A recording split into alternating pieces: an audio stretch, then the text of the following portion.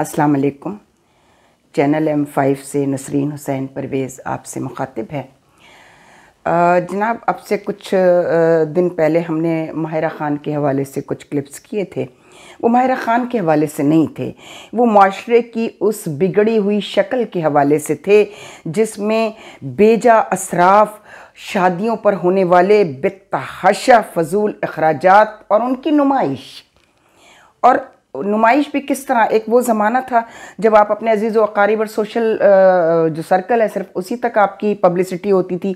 अब ये मीडिया के आ जाने से, ख़ास तौर पर सोशल मीडिया के आ जाने से, आप अपनी एक एक प्राइवेसी, देखिए मियाँ बीवी का जो रिश्ता है ना, वो एक बहुत प्राइवेट और बड़ा मुक़द्दस रिश्ता है।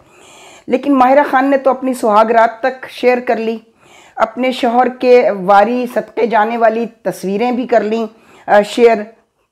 वो सब कुछ हो रहा है और ये भी कहा कि मेरे शौहर को मेरी अदाएँ बहुत पसंद हैं।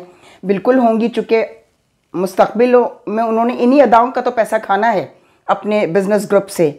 उन्होंने ज़ाहिर है कि माहिरा ख़ान से शादी नहीं की है, उन्होंने एक सेलिब्रिटी से शादी की है और उस सेलिब्रिटी से शादी की है जिस सेलिब्रिटी के बेतहाशा यहाँ पर लोग कस्टमर कहते हैं, मैं कहती हूँ नहीं, उनके फैंस हैं, चले मैं ये लफ्ज़ इस्तेमाल करती हूँ। उनका नंगा पहनावा, उनकी बहुत ज़्यादा बनावटी अदाएँ और बेतहाशा ऐसी एक्ट्रेसेस। अब मैं आपको बताऊंगी कि जो कमेंट्स आए हैं इन पर, मैं हैरान हूँ। 99.5% कमेंट्स ये आए हैं कि आपने वो काम कर दिया है जो हमारे यहाँ मीडिया कर ही नहीं रहा है। मीडिया पर किसका दबाव है हमें समझ नहीं आता, तो मैं आपको बताती हूँ किसी का दबाव नहीं है, किसी का दबाव नहीं है। ये बकवास है कि मीडिया को कोई इस्टेब्लिशमेंट मना करता है ये काम करने से जो मैं कर रही हूँ, या मीडिया को कोई हुकूमतें या कोई और ऐसा ग्रुप जिसका कोई प्रेशर है मुल्क में, वो मना करता है। नहीं, ऐसा कुछ नहीं है। ये अपने हिस्से की बदमाशी को छुपाने के लिए, बुराइयों से सरफ़े नज़र करने के लिए ये बहाना किया जाता है कि भाई हम तो करने वाले थे फ़लाँ फ़लाँ मसले पे बात, लेकिन हमें करने नहीं दिया गया। ओ भाई, तुम्हें हर बदमाशी करने की तो इजाज़त है, सब दे रहे हैं, तो इससे कौन मना कर रहा है। अच्छा, एक साहब का कमेंट मुझे बहुत पसंद आया, नाम तो उनका कुछ @khan@.com कुछ समथिंग है। उन्होंने कहा कि आपने माँ की जिम्मेदारी जो आप पहले दिन से 3 साल से लेकर चली हैं, तो अब तक आप माँ को माशरे की भलाई या बुराई में उसका जो कलीदी किरदार है उस पर बात कर रही हैं। फिर एक बड़ा खूबसूरत जुमला उन्होंने लिखा कि किसी भी इंसान की ज़िंदगी की कहानी का आगाज़ भी माँ लिखती है और अंजाम भी माँ लिखती है। मैं इस जुमले को बहुत, उन्हीं साहब की इजाज़त से, मैं नहीं जानती कौन है, कमेंट्स करते हैं लोग, तो वो कमेंट करने वाला अगर कोई बहुत अच्छा ऐसा कमेंट करे जो हमारे दिल को जाके लगे, तो मैं उसको ज़रूर उनकी इजाज़त से बार बार रिपीट करूँगी। तो कभी भी मुझसे ये बात सुने, जब मेरा माँ वाला सेगमेंट हम करेंगे, ये माँ ही का सेगमेंट चल रहा है ना, तो अब माहिरा ख़ान के हवाले से 6-7 और भी नाम हमें दिए गए। आप बुशरा अंसारी को क्यों नहीं कुछ कहती, आप सबा कमर को क्यों नहीं कुछ कहती, आप माया अली को, आप हानिया आमिर को, आप आयशा उमर को। ये तो बहुत नंगी हो चुकी हैं ये औरतें, और ख़ास तौर पर बुशरा अंसारी इस उम्र में जो हरकतें कर रही है, उसने अपनी बेहतरीन शोहरत को कमर्शलिज़म की इंतहाई सतह पर गिरा लिया है।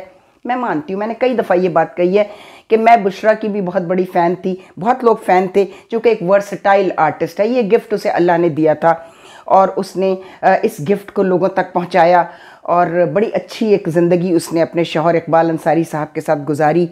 जो उनकी अलहदगी या तलाक़ का मामला था, वो तो उनका ज़ाती मामला है। चूँकि मियाँ बीवी के दरमियान सिर्फ खुदा होता है, वो जानता है कि असल मसाइल क्या थे। लेकिन एक औरत जो है ना, जवान बच्चों की माँ, नवासे नवासियों की नानी, वो इस हद तक पैसों के लिए गिर जाए तो ये मुनासिब नहीं है। उसकी वजह जो है वो ये है कि वो अपने ख़ानदान की भी ट्रेडिशन से कट गई। इनके वालिद इंतहाई पढ़े लिखे, इंतहाई शरीफ इंसान थे। अहमद बशीर साहब जो भुट्टो साहब के ज़माने में एक इंफॉर्मेशन डिपार्टमेंट से वाबस्ता हो गए थे, एक कॉन्ट्रैक्ट सर्विसेज शुरू हुई थी उसमें। फिर एक नेफडेक शुरू हुआ था, एक इदारा जो फ़िल्म बनाने वालों को फाइनेंस करता था। उन्होंने एक फ़िल्म भी बनाई थी, उसमें बुशरा की वालदा को हीरोइन लिया, चूँकि उनकी ये ख्वाहिश थी। उससे पहले वो एक एक्स्ट्रा आर्टिस्ट का रोल प्ले करती थी। लेकिन बहरहाल उनकी एक बहन अस्मा, मैं उनकी बहुत बड़ी फ़ैन हूँ। She is a wonderful artist. और हमें कहीं भी वो छिचोरपन, वो बदतमीज़ी, वो शोखियाँ जो एक 17 से 25 बरस तक की लड़की को ज़ेब देती हैं, मैं अग्री करती हूँ कि वो बुशरा को ज़ेब नहीं देती। ख़ुद को बेचने के लिए अपनी अच्छी शोहरत को नुकसान नहीं पहुंचाना चाहिए। चलिए, हमारे कमेंट करने वाले साहब आपकी और साहिबा, 2 ख़वातीन ने ये बात लिखी है, आपकी हसरत पूरी हो गई। अब आपने सबा कमर वगैरह की बात की है, तो देखिए ये बेचारी जो ख़वातीन है ना, मैं इनको बेचारी इसलिए कह रही हूँ कि इनकी खाल बड़ी मोटी होती है। इनको गाली देना सबसे आसान काम होता है, चूँकि ये जो हैं ये शोबस की दुनिया तो अजीब व गरीब मीडिया वर्ल्ड है ये, तो वो उनके लिए ये बड़ा आसान होता है लोगों के लिए कि वो इनको कहें। मैं तो लोगों को उस वक्त जानूंगी जब वो इन बदकार माओं पर बात करेंगे जिन्होंने अभी 4-5 रोज पहले जो एक रेड हुआ है और 15 से 17 बरस तक की बच्चियां, छोटी बच्चियां बिल्कुल उरियां नशे में धुत, और नशा भी कौन सा, वो सुना है कोई आइस का नशा आया है, वो DIG साउथ ने रेड किया। ज़बान ज़दे ख़ासो आम है वो मामला।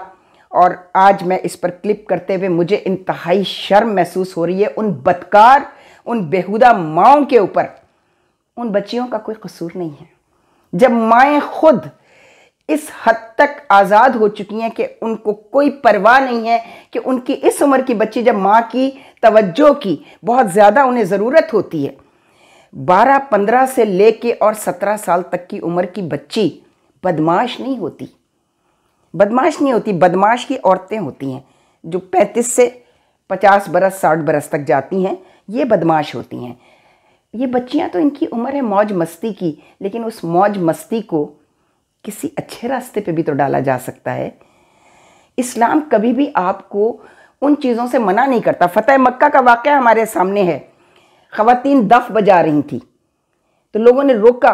रसालत माब सल्लल्लाहु अलैहि वसल्लम ने कहा, इनको मत रोको, ये खुशी का जज्बा है, ये जज्बा जो है इसको अपना डेमो, अपना मज़ाहिरा करने दो। अल्लाह चाहता है कि जब आपको एक ऐसी फ़तह हासिल हो, एक ऐसी खुशी हासिल हो जो इज्तमाई और इस्लामी और मजहबी हवाले से भी, और आपके चाहे आप जिस रियासत में भी रहते हैं, अगर उस रियासत को कोई फ़तह हासिल होती है उस पर लोग झूमते हैं। अभी क्रिकेट में आप देखते हैं हार जीत होती है तो लोगों का क्या हाल होता है।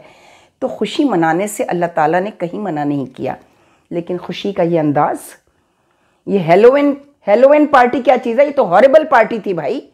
मैं अभी एक क्लिप शेयर कर रही हूँ जो मुझे बाहर के मुल्क से आया है। यहाँ मेन स्ट्रीम मीडिया को मना कर दिया गया और सोशल मीडिया ने भी इसको पूरा नहीं दिखाया। मुझे चूँकि ये बाहर से आया और वो लोग हैरान थे, चूँकि उनकी बच्चियाँ वहाँ भी हिजाब लेती हैं, उस गैर मुल्क में जहाँ कोई बिल्कुल आज़ाद माशरा है, मगरबी माशरा, वहाँ से मुझे ये दोनों क्लिप्स आए।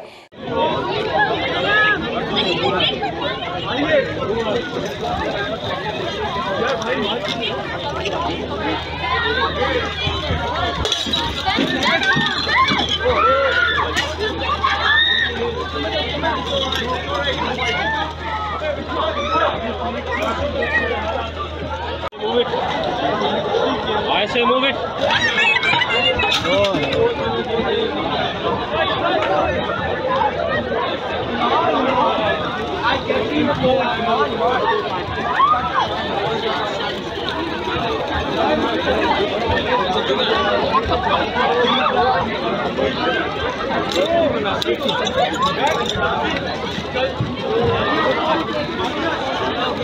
ये क्या हो रहा है?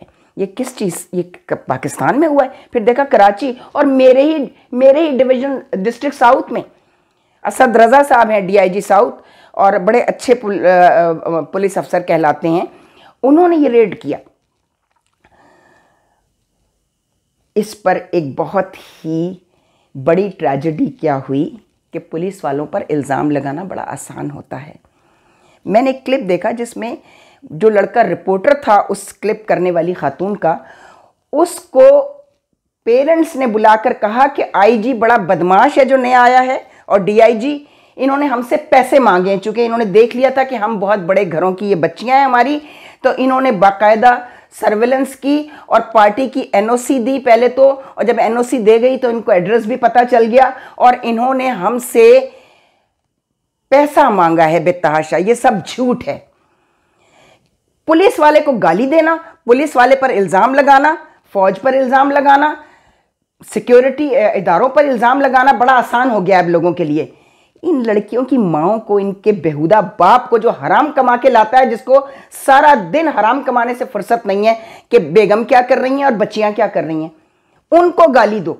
अगर पता चल जाता है मुझे, अगर इनके नाम पता चल जाते हैं किन की बेटियां हैं, कौन हैं, तो मैं उन मासूम बच्चियों को कुछ नहीं कहूँगी। मैं इनकी बेशरम बिकाऊ, यानी जो औरत अपने शौहर को हराम लाने से नहीं रोक सकती, वो बच्चियों को इस तरह के बेहुदा काम करने से कैसे रोकेगी। उन साहब ने आखिर में उस जुमले पे ख़त्म करूँगी कि उन्होंने कहा कि किसी भी इंसान की पूरी ज़िंदगी की कहानी का आगाज़ भी माँ लिखती है और अंजाम भी माँ लिखती है।